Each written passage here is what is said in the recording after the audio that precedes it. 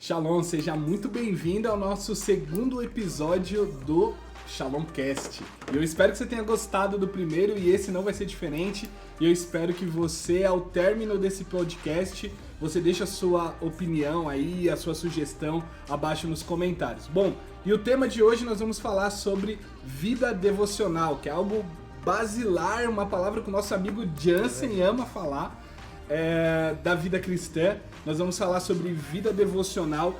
E antes, só dando um pano de fundo, o que é devocional? Vem da palavra aí devoção, né? Que é o significado apego sincero e fervoroso a Deus. Não tem como viver uma vida devocional sem ser apaixonado por Deus, né? O que move a gente até uma vida devocional é a paixão que nós temos em conhecer o Deus que nós servimos. O evangelho, apesar dele ser as boas novas, ele não começa sendo as boas novas. Ele começa dizendo quem nós somos, o lado pecaminoso que nós temos, né? Apesar da queda aí, depois da queda, na verdade, quem nós somos é a verdadeira nossa identidade. Mas ele vem com as boas novas na sequência, que é as boas novas do Senhor, e essas sim é as boas notícias, que é um Deus perfeito amando um ser imperfeito, nos trazendo para o seu braço de amor. E isso daí que nos motiva então a ter uma vida devocional, e é isso que nos faz nos render todos os dias. E eu acredito que isso tem não só comigo, mas com a vida do Jansen, do Bruno, do pastor André, e é isso que nos motiva então a ter uma vida devocional. Então vem com a gente nesse podcast que eu tenho certeza que vai ser incrível.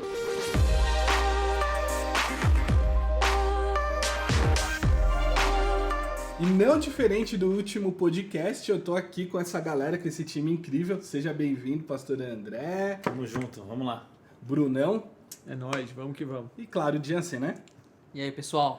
E um versículo que eu acho que pode ser aí a coluna dorsal desse nosso bate-papo aqui é João capítulo 17, versículo 3, que diz assim: "E a vida eterna é esta, que te conheçam a ti, o único Deus verdadeiro, e a Jesus Cristo a quem enviastes." Ou seja, conhecer a Jesus. E nada melhor do que começar com uma pergunta, e eu quero muito ouvir vocês. Quais são os inimigos da vida devocional? Fazer devocional não é fácil, fazer devocional é uma luta constante. E eu acredito que a galera que está nos ouvindo aí, seja no carro, na sua casa, eu acho que essa pergunta ela vai nos ajudar a nortear aqui a nossa conversa. Quais são os desafios que você acha para ter uma vida devocional? Bom, eu vou tentar responder essa pergunta que não é fácil e que normalmente nós lidamos com esses desafios todos os dias, né? Eu não conheço nenhum cristão que assuma que não quer orar, que ele assuma que não quer ter devocional. Mas também não conheço nenhum cristão que assume que ora o tanto que ele queria. Verdade. Ou que lê o tanto que ele queria. Em base de todo cristão sincero que eu conheço, ele tem essas duas afirmações. Eu acho que é muito importante devocional, mas eu preciso orar um pouco mais, eu preciso ler um pouco mais. Então isso nos leva a lidar com uma realidade. Existe resistência na vida devocional. Verdade. Existem inimigos nessa luta de desenvolver essa intimidade. Ele é um texto que é fascinante. A definição de vida eterna, nas palavras de Jesus, é conhecer a Deus. E conhecer a Jesus. E isso é através de relacionamento. E a nossa relação com Deus é através do devocional, que é esse apego sincero e fervoroso a Deus. E eu vejo alguns inimigos, né? A gente poderia falar muito sobre isso, mas até tentando não ser tanto teórico, pensando até na minha própria prática, eu vejo alguns inimigos. O primeiro é a incredulidade. A Bíblia diz que aquele que se achega a Deus deve crer que Ele existe. E é recompensador dos que o buscam. Está lá em Hebreus. E é interessante porque você vai orar mais à medida que você crer mais que Ele te ouve, que Ele te ama e que Ele responde. Você vai orar menos à medida que você crê menos que Ele te ouve, que Ele te ama e que Ele te responde. Então, não poucas vezes seremos atacados em nossa fé, de não ter a certeza e convicção, oriundas da fé genuína na palavra de Deus, de que Ele quer mais do que eu ter esse relacionamento, e Ele é poderoso sempre para responder e fazer infinitamente mais do que pedimos ou pensamos. Para pensar, se a gente cresce de verdade que Ele faz infinitamente mais do que pedimos ou pensamos, o quanto nós estaríamos pensando nas orações e fazendo as orações que meditamos, sabendo que ele vai pegar essa matéria-prima e multiplicar. Mas eu vejo um outro inimigo além da incredulidade. Eu vejo os pecados morais. Eu vejo que alguns, além de, eu acho que talvez até uma reação em cadeia, à medida que eu creio menos, me relaciono menos com Deus e oro menos, muitos cristãos passam por isso, eles desenvolvem pecados morais. E é isso de qualquer natureza e os mais variados pecados. Mas eu percebo que, ainda que talvez na ótica de Deus, isso seria mais um motivo para correr para Deus, e Deus quer abraçar o pecador, isso atrapalha o pecador de se chegar. Exatamente. Ele está muito concentrado enquanto ele é falho, enquanto mais você tem consciência de pecado, mais você procura distância. E enquanto você mais tem consciência de perdão, de obra consumada, de purificação pelo sangue, mais ávido você fica por se lançar em Jesus. Então, nós temos inimigos. E dentro dos inimigos, além de pecado moral, além dessa incredulidade que nos afasta do Deus vivo, eu vejo também a questão do legalismo, porque se Deus é um juiz, é alguém que eu preciso agradar para ele me ouvir, me responder, e normalmente eu me deparo com momentos em que eu não o agrado, ou que eu não fiz o tanto que eu deveria, eu passo a orar menos, eu passo a me relacionar menos. Então eu vejo que a cultura de legalista, da religiosidade, ela também é um outro inimigo, é um problemão quando nós falamos de oração. São vários inimigos, né? Nós poderíamos falar, por exemplo, um último ponto que eu vejo, pode existir outros, é a falta de disciplina. Às vezes o cara crê no Senhor, às vezes o cara tem uma visão da graça maravilhosa, às vezes ele já viu essa graça libertá-lo de pecados morais, mas simplesmente ele é envolto, ele é engolido pelos maus hábitos. Preguiça, tempo, reservar, aprender mesmo, né? Culturalmente, nós temos dificuldade com algo chamado hábito e com algo chamado rotina, consistência, embora pareçam parecidos. Mas eu vejo que basicamente seriam os inimigos de bate-pronto assim que nós temos em relação à vida devocional. Engraçado, você falando sobre isso, e eu gostei bastante do segundo ponto, porque eu me lembro de uma vez de ter colocado no Instagram o que te impede de ter uma vida com Deus, de fazer devocional e de oração, né? E 80% das respostas estava relacionado a pecado. Nossa. 80% relacionado a pecado. Porque, sei lá, masturbação, porque eu menti, porque eu fiz isso e fiz aquilo. Como se... Só que aí eu parei para pensar, era aí que as pessoas deveriam fazer o devocional, era aí que as pessoas deveriam ir a Cristo, né? Porque é a mesma coisa se você, sei lá, querer levar seu carro limpo no lava rápido. Você não tem que estar limpo para levar seu carro no lava rápido, Exato. né? Você tem que estar nesse exato momento, nessa hora que você realmente precisa estar em Cristo Jesus. E é impressionante a quantidade de pessoas que se sentem condenadas para chegar a Jesus em vez de fazer o processo contrário. Esse problema é crônico, né? Acho que todo mundo aqui já passou. Você peca e fala, como que eu vou diante de Deus? Sem santidade ninguém verá Deus, né? Mas a gente esquece que a oração é uma busca pela santidade. Então, assim, se você quer ser santo, de fato você vai ter que orar. Agora, uma vida, esse versículo diz menção a uma vida fora da santidade. Mas a oração é a própria busca pela santidade. É por isso que você pode orar, mesmo cometendo pecado. Pedindo interessante porque Deus, né? Uma vez eu vi uma frase, quem peca e continua pecando, para de orar. Mas quem ora e continua orando, para de pecar. Então, às vezes, o ciclo contínuo do pecado é realmente esfriar a sua vida de oração. Só que somente fortalecer a oração traz um retrocesso da vida de pecado. Verdade. Já que o Jansen estava falando, e aí agora realmente a minha pergunta para você, já que nós temos aqui um teólogo quase aí, um processo de um teólogo formado, exímio aí, o nosso Jansen. Jansen, me fala uma coisa, cara, como você persevera na leitura? Já que a leitura ela também faz parte de uma vida devocional. Eu imagino que você tem pessoas que gostam de passar boa parte do seu tempo ouvindo uma canção, cantando, louvando. Tem outras pessoas que preferem ter uma leitura bíblica e ponto. Isso daí tem que ter no nosso tempo de devocional. Mas eu sei que existem pessoas que ainda escorregam numa leitura, tanto numa leitura de um livro, quanto na leitura bíblica. Como que a gente pode perseverar nisso? Perseveração por si só já é uma palavra de responsabilidade, né? Perseverar em tudo é muito difícil. Como o pastor André falou, né? Essa questão de virar um hábito, de fato, é um desafio para todos nós, né? E a Bíblia, ela é uma literatura. Eu acho que, para responder essa pergunta, como que eu persevero? Primeiro, a pessoa precisa entender que a Bíblia é uma literatura. E como todo livro, ele dá sono, ele é difícil de entender. Então, Então as pessoas falam, Mais não do sei que todo livro, na verdade. Exatamente. Não, aí as pessoas falam, talvez um Shakespeare seja mais difícil de entender do que a Bíblia. A literatura em si, palavra, tem tônicas, né, diferente. Mas a Bíblia é diferente, porque é um livro de mistérios. Então tem muita coisa ali do mundo espiritual e o mundo natural não vai compreender. Mas a perseverança, primeiro, e para responder a pergunta, na verdade eu quero falar um pouco sobre a dificuldade que as pessoas encontram. Então, poxa, eu não consigo entender a Bíblia, então eu paro. Como que eu persevero? Primeiro, é necessário entender que é uma literatura, então, como toda literatura, ela precisa ser estudada e ela é feita de maneira progressiva. Então, hoje eu não entendo, mas eu lendo esse verso 10 vezes, depois eu vou entender. Vou buscar auxílio, eu vou procurar outras fontes seguras, para que eu possa continuar. Eu até estava pensando sobre essa pergunta aqui, lendo aqui o nosso esboço, e eu pensei, ninguém estuda ali os nutrientes do alimento, né? Quando você vai ler. Vai comer um salgadinho, você vira a face dele e tem aquela nota, como que é o nome daquilo?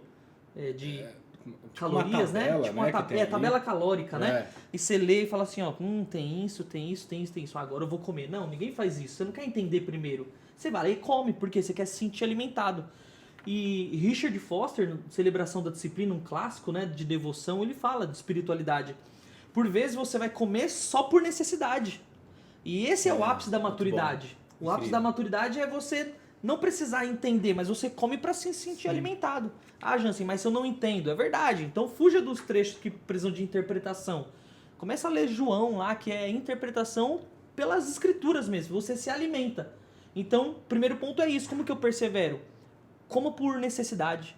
Uau. E você vai crescer em responsabilidade. Sim, um cristão maduro. Muito bom. Se perguntar aqui, ó, o pastor André, certamente não é todos os dias que ele tá alegre lendo as escrituras. Nossa, que ele fala, hoje eu acordei com vontade de terminar o Novo Testamento. Não. Tem dia que ele faz isso por responsabilidade de alimento e para ser alimentado, né? Exatamente. E obviamente, você vai criando um hábito, né? O Richard Foster, ele usa disciplinas espirituais. Os reformadores gostam de falar sobre os meios da graça. Os meios da graça são oração, leitura bíblica, o jejum. Por que os meios da graça? É os meios da graça de Deus ser operada na nossa vida. E a leitura da palavra não é diferente. É o meio gracioso que Deus nos presenteou para operar em nós transformação, vida. Então, se você quer perseverar na leitura das escrituras, primeiro entenda que às vezes você vai se alimentar só por responsabilidade. Sim. E que também a Bíblia é uma literatura. Então você vai ter que se debruçar nela, você vai ter que investir tempo em estudo, você vai ter que Eu ouvi uma vez algo interessante. A Bíblia é o único livro que você pode ler na presença do autor. Eu acho que isso é algo que nos incentiva a ler. Porque você pode, né, se apaixonar por uma literatura de ficção, um romance, e você pode imaginar o autor, mas você nunca vai poder perguntar para o autor. Você não tem acesso ao autor. Embora a Bíblia talvez é um livro longo, é um livro em algumas passagens, como você falou, por ser uma literatura, necessita de uma interpretação, de uma investigação, sim, mas você tem um motivante aí, você tem um fator motivacional muito grande que é, eu posso ler a Bíblia na presença de quem a inspirou, de quem a escreveu, que é o Espírito Santo. Né? Muito legal. E me fala uma coisa, você acha que dentro do momento devocional cabe uma leitura além da Bíblia? Por exemplo, qualquer outro livro. Você acha que isso faz parte da vida devocional? Sim, eu penso, na verdade assim, eu sempre indico, né, quando eu estou falando sobre esse assunto de devocional, os meios da graça ou as disciplinas, né, as disciplinas espirituais, eu sempre digo, case com a sua leitura bíblica um livro clássico, né, um livro que vai te auxiliar. Então, se você está tentando interpretar um livro da Bíblia que você não consegue, então leia lá algum documento, algum artigo que está te auxiliando nessa interpretação. Eu sempre digo, né, a Bíblia é a palavra de Deus, mas os livros que você vão ler, eles contêm a palavra de Deus. Então você não precisa dar veracidade e autoridade para os livros que você vai ler, tal como você dá para a Bíblia. Até porque você vai acreditar neles à medida que eles estão em coerência com a Bíblia. Exatamente. E não o contrário. É um filtro, né? Você pode já ler sabendo que uma coisa você pode descartar, que é opinião, é visão teológica diferente, mas tem muita coisa ali. E é humildade, né? Você entender que outros homens, além dos canônicos, dos personagens bíblicos, escritores bíblicos, escolhidos por Deus, também tem algo a te ensinar, né? E até, só para terminar aqui, mas tem duas formas, né, que eu sempre ensino sobre a leitura da palavra. A primeira forma é uma leitura devotiva ou de devocional. Então que você e eu até já abro aspas aqui para dizer que, obviamente, toda leitura que você faz ela é hermenêutica por si só. Mas existe uma leitura que você abre em Salmos e você, tô dando um exemplo aqui, e você só desfruta, você lê. Só canta lê, junto. Só canta junto, Canta você se junto com alimenta. Davi. O Senhor é meu pastor e Nada nada me me faltará. faltará. Você não vai lá pro grego do faltará, intercoloção que tem lá do grego, do latim. Não, você vai se alimentando. Ô, Senhor, é verdade, né? Aquele dia não me faltou, hoje não vai me faltar, e amanhã não vai faltar também. Amém. E você se alimenta. Essa é a leitura devotiva, com fins devocional. E tem uma leitura que todo cristão precisa ter, até mesmo o novo convertido depois ele vai ter que Tem se que aprender. apreciar, é a leitura analítica. É uma leitura a fins de estudo. Então, a leitura devocional, você tem só a Bíblia. A leitura de estudo, aí entra com o que você falou. Aí tem um dicionário bíblico, tem um documento, comentário tem um bíblico. artigo, tem um comentário. Então, leitura Livros devotiva... inspirativos, né? Baseados Exatamente. em Leitura porções devotiva da e Escritura. leitura analítica. Esses dois tipos Fantástico. de leitura, né? Não dá para terminar esse ponto aqui falando sobre como perseverar na leitura. Primeiro, eu sei que vocês gostam muito de ler, né? Toda hora que eu tô aqui, eu sei que cada um tá com um livro em cima da mesa, tá lendo alguma coisa. Vamos fazer o seguinte, indica um livro pra galera aí, pra gente rechear um pouco mais esse podcast aqui, dá uma dica aí de um livro, Pastor André, talvez alguma coisa que você esteja lendo agora, o Bruno, enfim, pra galera, quem sabe Muito aí, bom. se não acrescentou dentro da sua biblioteca, agora tem mais um motivo aí pra acrescentar. Legal. Eu vou dar duas dicas, hein? Duas dicas Olha que são... aí. Primeiro, um livro que... Se eu falar pro André que ele vai falar antes de mim, do que é um livro que eu gosto muito, que é O Pastor como Mestre e o Mestre como Pastor, que é do John Piper e do Carson. Então é muito importante, até para você entender essa questão de erudição e devoção, né? Sobre os pastores. E um livro que eu acabei de terminar, que é Filosofia da Revelação, do Herman Bavinck. Então é um livro já um pouco mais teológico, mas para quem gosta de teologia e todo esse tratado, você vai curtir demais. Uau, fantástico. Bom, eu indicaria um livro que eu me lembrei dele nessa semana, inclusive, quando você estava vendendo seus livros usados, que é do Oswald Smith, que é Paixão pelas Almas. Quando eu vi aquela capinha verde, eu lembrei que quando eu tinha 18 anos, eu comecei a ler aquele livro e eu estava num momento de perseguição, inclusive em casa, pelo Evangelho, não estava sendo muito agradável para minha família, tanto tempo eu estava dedicando às coisas de Deus. Eu chegava da faculdade e eu ia ler esse livro que no legal. banheiro. E eu lia, e ali mesmo, sem fazer muito barulho, não queria acordar as pessoas de casa, eu me ajoelhava e ficava algumas horas chorando. E por que eu indico esse livro?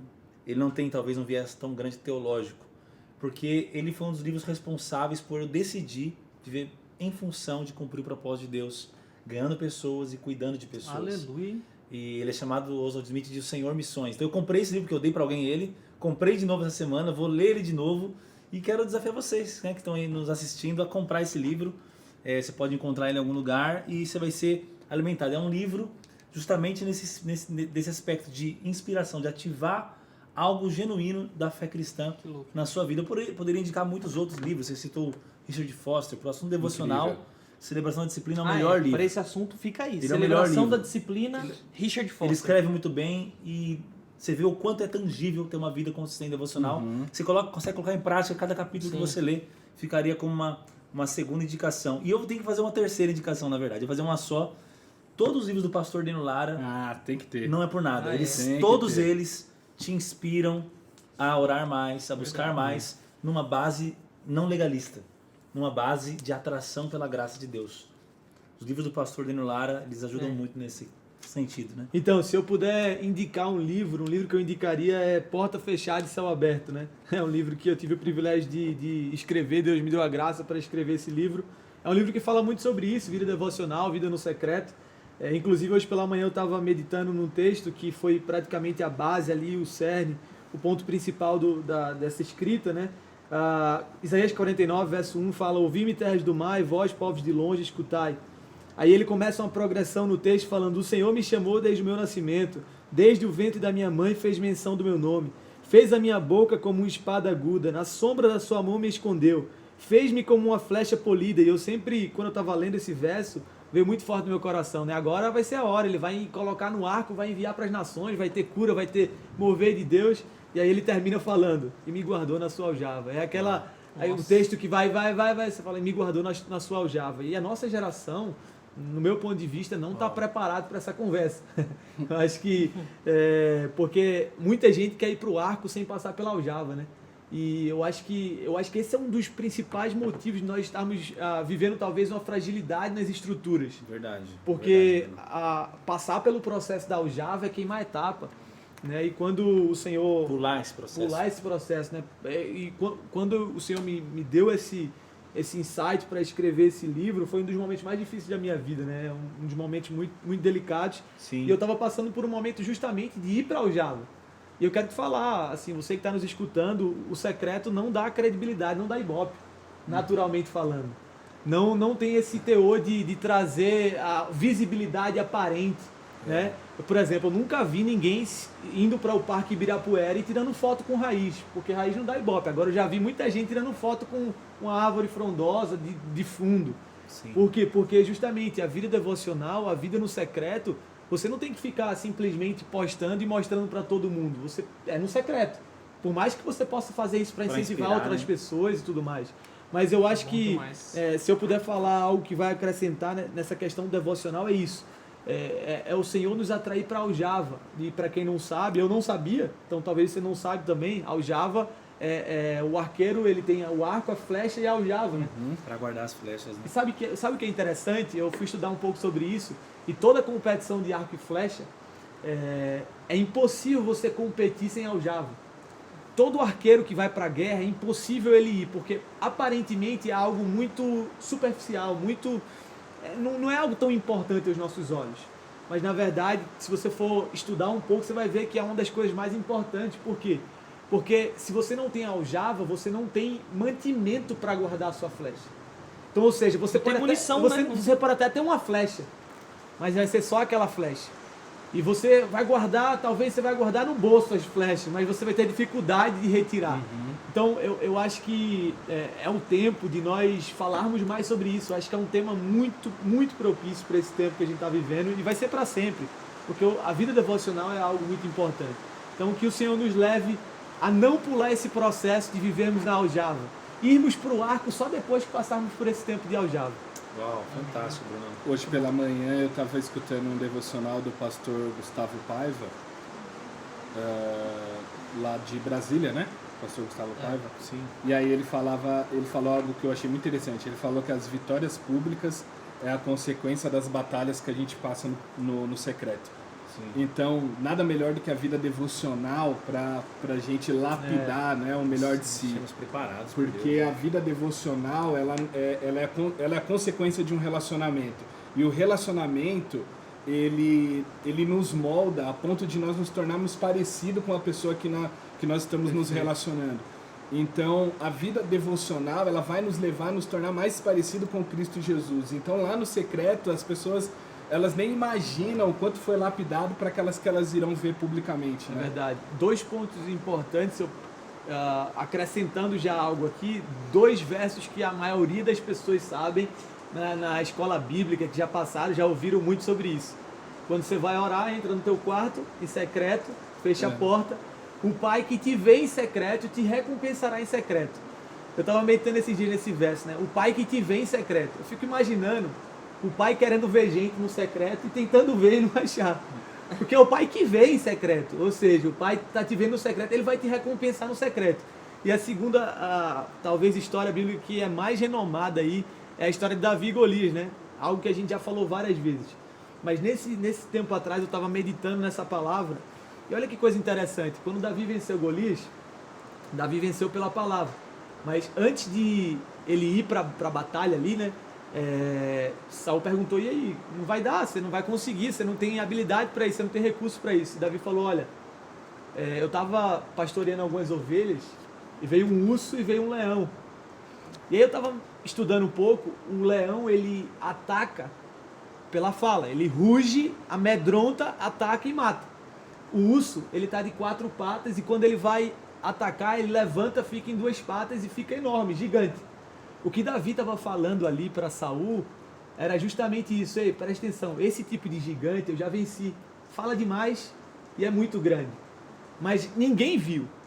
É interessante porque a experiência de Davi com o urso e com... algo cinematográfico ali, né? Poderia muito bem, entre aspas, estar na Bíblia, mas não estava. Só esteve depois que Davi manifestou através de uma pergunta. Em outras palavras, como você acabou de falar, o que você constrói no seu secreto, o Senhor te respalda para você viver em público. É uma realidade, não tem como. E a motivação, né? Alguém poderia dizer, ele só enfrentou Golias porque ele queria ser rei. Ou porque ele queria a filha do rei. Perfeito. Mas ele já tinha enfrentado o urso por causa de poucas ovelhas. Perfeito. Já tinha passado. E traz essa menção, né? Justamente, quem está no secreto não está preocupado com a aparência. Mas se a aparência vai correr atrás dele. Perfeito. Às vezes a holofote vai correr atrás de quem está fugindo disso, pelo simples fato de Deus querer colocar em evidência aquilo que foi feito em oculto. Porque a Bíblia diz, é impossível ignorar uma cidade edificada sobre os montes. Até porque montes apontam para a oração. O próprio Golias estava gritando 40 dias, não estava gritando 40 dias gritando se não tinha homem ali naquele lugar. Tiração, né? E não era sobre se promover, né? Era sobre falar, zoou todo mundo. 40 dias gritando. Ninguém vai lá. 40 dias o cara gritando e ninguém aparece, mano. E aí... Até uma afronta à masculinidade, né? Nossa. Que isso, 40 dias gritando. É hombridade, bate em mim, tem homem sim. E aí eu acho que ressalta ainda mais o que o pastor André acabou de falar. Porque quando Davi foi lá e viu, a primeira atitude dele foi ir até e falar, não, eu vou. Pode deixar que eu vou. Mas ele foi através de uma oportunidade de entregar queijo.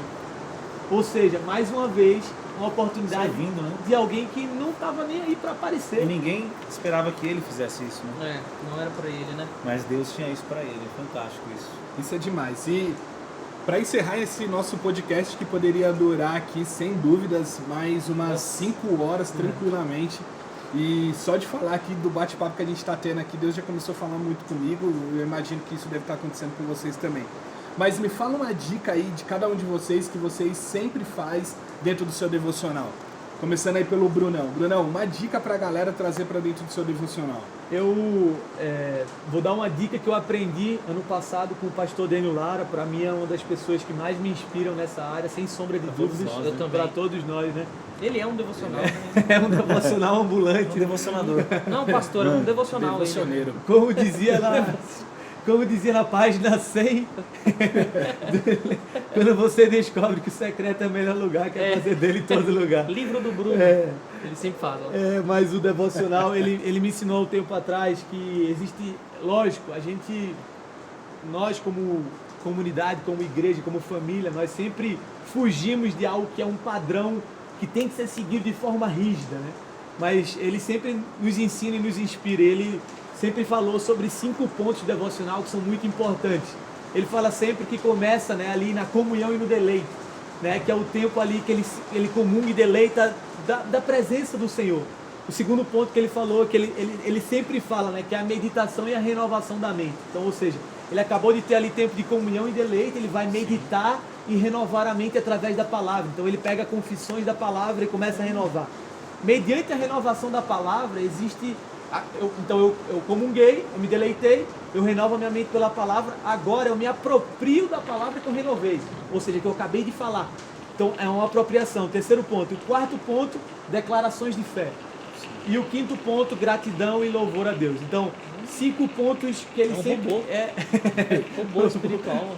5 pontos que ele fala que faz diariamente e é visível isso que acontece. Acredite. É visível. Sem sombra de... Religiosamente, entre aspas, né, de forma não muda. Constante, disciplinada, todos os dias. Sim. Mas isso foi algo que me inspirou muito. Então, você que está aí anotando, gosta de anotar em podcast, no nosso Shalomcast aí, comunhão e deleite, meditação e renovação da mente, apropriação pela fé, gratidão e louvor a Deus e declarações de fé.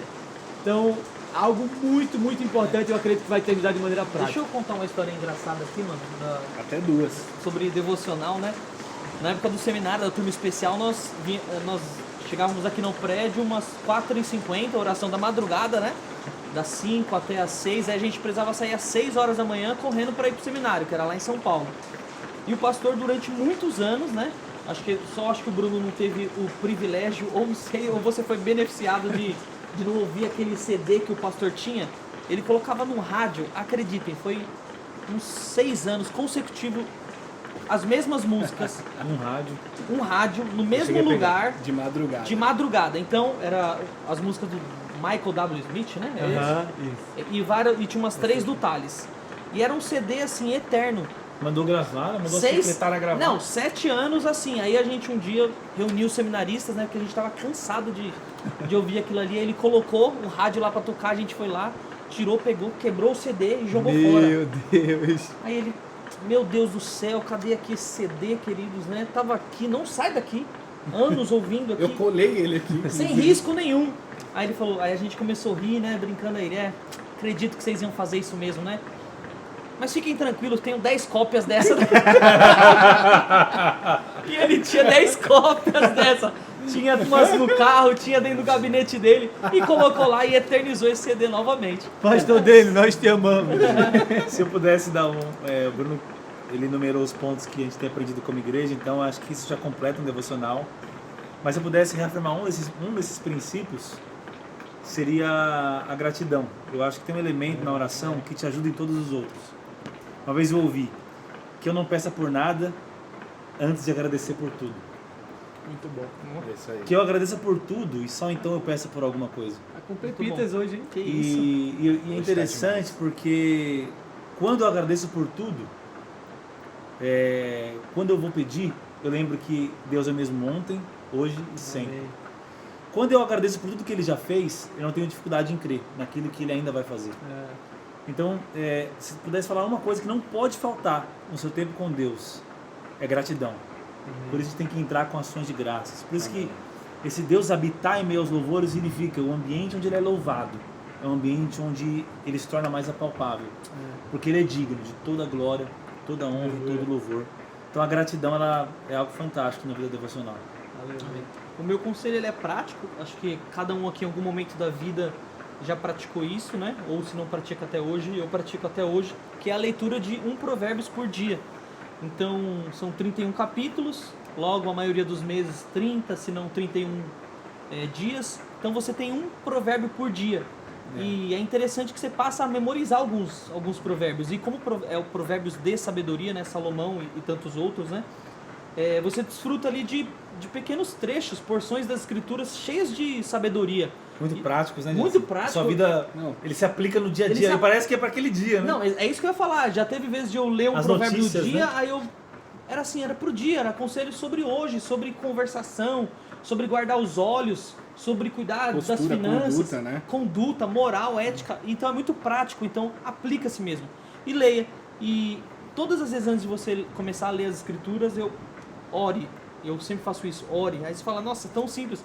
Não, ora, Senhor, eu vou começar a ler a Bíblia, é a tua palavra, é um livro espiritual, revela-te a mim. Fala comigo, né? Você está mandando as pepitas aí, mas eu li algo ontem em algum lugar e é interessante, exatamente isso. A Bíblia é um mar tão profundo de revelação que eu não deveria mergulhar sem um cilindro de oxigênio. Em outras palavras, a oração é o oxigênio que eu preciso para não me afogar no mar da revelação da Sim. Bíblia. Perfeito. O John Piper, ele fala assim que nós escutamos, e eu pensava que era o contrário, né? Mas a interpretação dele está mais correta que a minha. Como sempre, né? Deve estar assim, normal. sempre. Mas ele fala assim Normal. ele fala assim que nós escutamos a Deus. É porque a gente costuma falar, eu vou orar e vou escutar a Deus, né?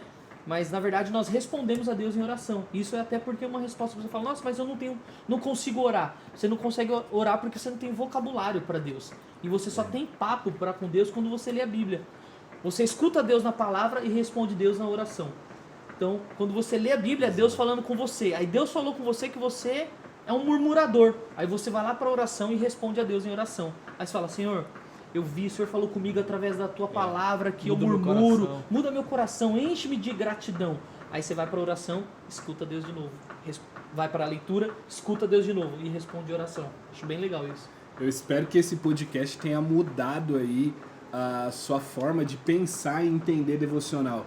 Eu espero que tenha acendido uma chama no teu coração e amanhã pela manhã, ou até mesmo hoje, agora, não sei o que você está fazendo, talvez você está dirigindo, vai ter que parar seu carro simplesmente para agradecer ao Senhor, talvez você vai ter que parar aí de lavar a louça simplesmente para render graças ao Senhor, eu não sei, mas eu acho que não dá para sair de um podcast como esse sem ter uma ação prática, e eu quero te encorajar a ter uma ação prática depois de você ter escutado esse podcast. Mergulhe na palavra, pratique as disciplinas espirituais, e eu tenho certeza que isso daí vai mudar transformar a sua vida, vai te deixar mais parecido com o teu amado. Nós somos a noiva dele e um dia nós iremos nos casar e precisamos estar preparados para esse dia. Deus abençoe, obrigado galera, foi incrível. Valeu, gente. Foi Muito bom, hein? fantástico. Muito bom. Aprendi É muito show, com vocês. Valeu, tamo junto, É até show. o próximo Shalomcast. É Valeu! nóis. Bora!